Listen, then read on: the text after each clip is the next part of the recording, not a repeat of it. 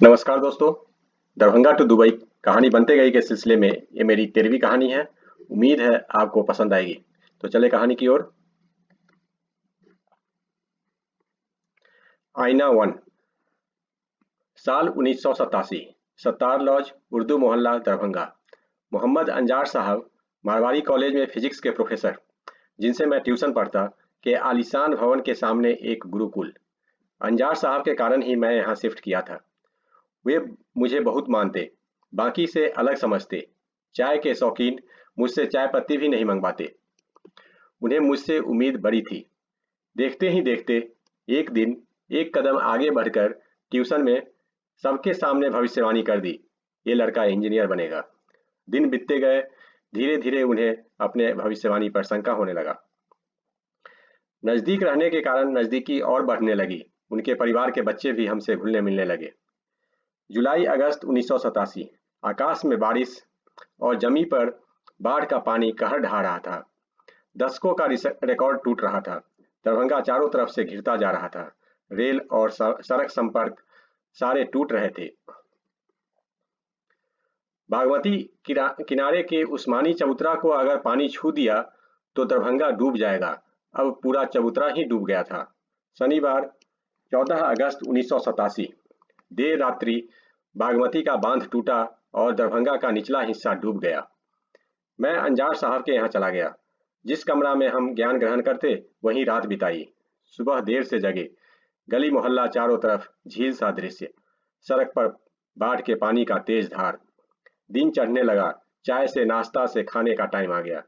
बच्चे लोग नाश्ता खाने के लिए पूछने लगे, मैं टालता रहा। अब दिन ढलने लगा। खाने का वक्त भी गुजरने लगा। बड़े लोग एक्शन में आ गए, अंजार साहब भी। अब भूखे कब तक रहोगे, खाना लाते हैं, कहकर सब लोग मेरे लिए खाना लाने चले गए। और इधर मैं भी चला गया, पानी और तेज धार को चीरते हुए। दरभंगा जंक्शन, दूसरे मंजिल पर first class waiting room. Waiting room की व्यवस्था बाढ़ के समय भी फर्स्ट क्लास थी। रेलवे कैंटीन में खाना खाते और आराम से रहते। सप्ताह 10 दिन में शहर सामान्य हो गया। हालांकि रेल और सड़क को पटरी पर आने में महीनों लग गए। महीना बाद अंजार साहब का क्लास शुरू हुआ। हम सशंकित थे, क्या बोलेंगे, क्या पूछेंगे, क्यों चले गए। और उन्होंने पूछा, जनरल फिजिक्स और इलेक्ट्रिसिटी में कोई डाउट हो तो बोलो, नहीं तो कल से नया टॉपिक साउंड शुरू करेंगे। मैंने राहत की सांस ली। समय तेजी से बीतता गया। करीब 2 दशक बाद अबू धाबी दुबई आ गया। चाह कर भी शायद 1-2 बार ही मिल पाए, याद नहीं कब कब। जुलाई 2022। मिलने पर बाढ़ वाली घटना बताई। सर आपने मुझसे कुछ बोला नहीं। वो घटना मुझे हमेशा याद आते रहती है, खासकर दुबई जाने के बाद। वहां तो इन सब चीजों पर लोग ध्यान ही नहीं देते, सब अपने अपने काम में व्यस्त।